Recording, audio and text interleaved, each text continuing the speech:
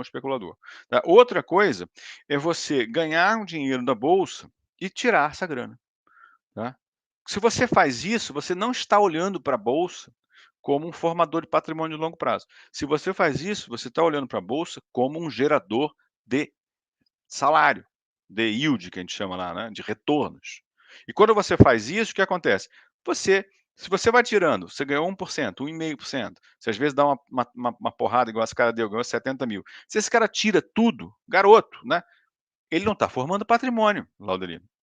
Então, assim, duas regras para você formar patrimônio em bolsa, isso funciona no mundo inteiro, a gente já fala sobre entender as empresas e tal, é você reinvestir tudo que você ganha na bolsa, para você conseguir acelerar esse processo.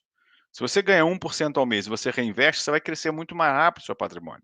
Muita gente não faz essa lógica. Então, é dinheiro devagar e sempre, reinvestir tudo que você ganha, porque aquilo ali é o dinheiro da sua aposentadoria. E o terceiro item aqui, que é só o quarto é diversificação, é o óbvio do óbvio, né? Se você está colocando pouco dinheiro, você juntou uma graninha, 20 mil, 50 mil, 30 mil, 10 mil, você juntou uma graninha que é experimentar a bolsa. Você vai experimentar a bolsa com o quê? Você tem 20 mil reais, você vai experimentar a bolsa com 500 reais por mês. Na época que eu comecei, 2003, comecei a ensinar as pessoas, isso era impossível. 2004, já 2005, com um clube de investimento, 6, 7, quando surgiu o home broker, já muita corretora começou a se interessar pelo pequeno investidor. Hoje, a corretora ama o pequeno investidor. Tá certo? Ama o pequeno investidor. Então, hoje você não tem dificuldade nenhuma. Hoje você entra numa corretora qualquer, abre uma conta hoje, já está operando amanhã. E algumas corretoras a custo zero, né? Fundo de investimento imobiliário a custo zero e tal. Então, assim, é uma coisa, uma realidade inimaginável na época que nós começamos a divulgar isso. Mas o quarto princípio de investimento que eu coloco ali no livro é a diversificação, que é óbvio, você nem precisa falar, você não pode de jeito nenhum. Até porque se você vai entrar com o seu dinheiro devagar na bolsa, ele está em outro lugar, né? Então ele está protegido em algum outro canto, renda fixa e tal. Mas o terceiro item, e aí que vem o método sempre, né? Que é um livro que eu lancei pela Saraiva, que está fora de catálogo, tem que relançar por conta própria, que a Saraiva acabou fechando, ou pelo menos o meu livro eles não. Eu acho que acabou fechando, não tenho certeza. Mas e eu tenho que refazer isso aí, que você precisa saber comprar empresas. A empresa ela tem que ter perspectiva de crescimento de fundamento, tá? Não é crescimento de valor, não. Crescimento de fundamento, ou seja, é uma empresa que tem um mercado em expansão, é uma empresa que tem uma perspectiva de crescimento de receita, é uma empresa que tem um endividamento razoável, um monte de coisinha que você aprende nesse meu livro, e no livro que a gente, na época não era o meu livro, era o livro do Instituto, que a gente ensinava as pessoas a fazer, mas principalmente, o nome desse método em inglês é Stock Selection Guide. Eu peguei o Stock Selection Guide, quer dizer, um guia de seleção de ações, e transformei no método sempre, que significa investimento regular. Né? E eu transformei porque eu precisava abrasileirar o método. Lá nos Estados Unidos ele não tem essa questão de ação N, PN, um monte de detalhezinhos que eu precisei brasileirar. E qual é o grande sacada do americano, né, quando criou esse método lá em 1949? Acho que é um canadense que criou até, mas foi nos Estados Unidos. É, é um guia, porque olha que coisa interessante, Laudelino, você tem ações ótimas ao mesmo tempo. Ações que você vê que tem. Hoje o mundo está muito bagunçado, né? Mas sempre vai ter alguma oportunidade, etc. Você tem ações ótimas, 2, 3, 4, 5 ações ótimas. E elas estão todas com perspectiva de crescimento, elas estão no mercado pujante, sabe? Elas estão num negócio protegido de inflação, porque elas é que geram a inflação. Um monte de coisa legal. Tem baixo endividamento e tal. Só que são 5.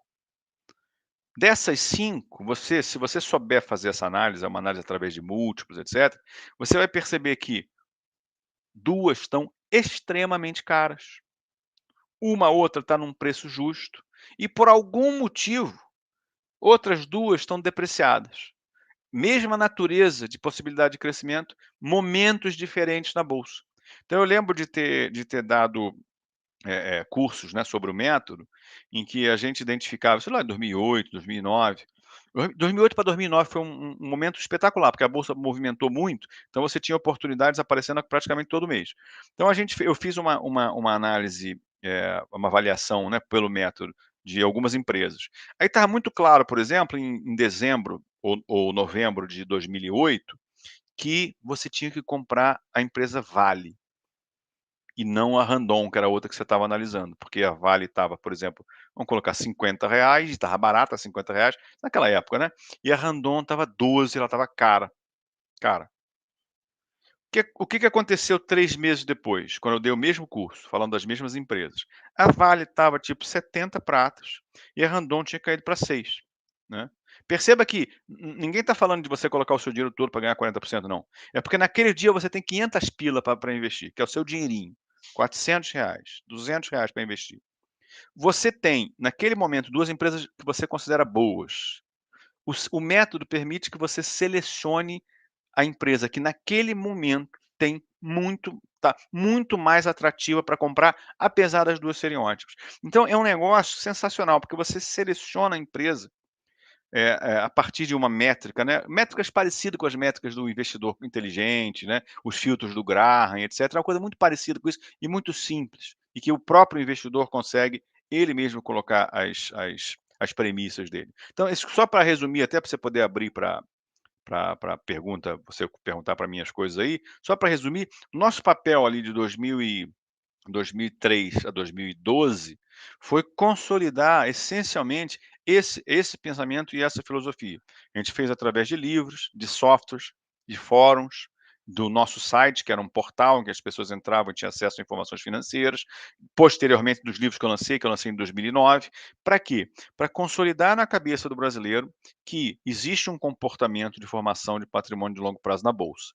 Esse comportamento requer que você coloque pouco dinheiro de forma regular. É fundamental falar pouco dinheiro, porque pouco dinheiro é em relação ao que você tem, óbvio, né. Então, assim, se você tem, R$ 1 bilhão e você vai colocar R$ 500.000, talvez seja relevante, né, mas então, que você reinvista tudo, que você selecione empresas de crescimento que estejam com preço razoável e, mais importante, tenha um horizonte de 8, 10, 12 empresas que você acompanha de forma frequente. Lê os relatórios, lê os resultados e tal, porque você vai perceber muito claramente que hoje não é uma oportunidade de comprar as empresas A, B, C e D, mas é uma oportunidade de comprar as empresas E e F, que até outro dia estavam um pouco caras, mas teve uma queda por questões momentâneas, etc, não aconteceu nada com a empresa. E diversificar. Esses 4 itens, aliados a procurar boa governança corporativa, que a bolsa colocou, porque ela estava começando também com os níveis de governança corporativa, nível 1, nível 2 do novo mercado, foi mais ou menos na mesma época, a gente estava todo mundo junto, todo mundo lutando por isso. Eh, Esse conjunto de filosofias de investimento em bolsa foi o que nós trouxemos e que hoje tem um monte de influencers, né. Tem influencer falando de trade, tem influencer falando de especulação, etc. Mas os influencers que estão focando em poupança, todos usam mais ou menos os mesmos princípios que a gente trouxe naquela época. Falei pra caramba, né, Laudelino?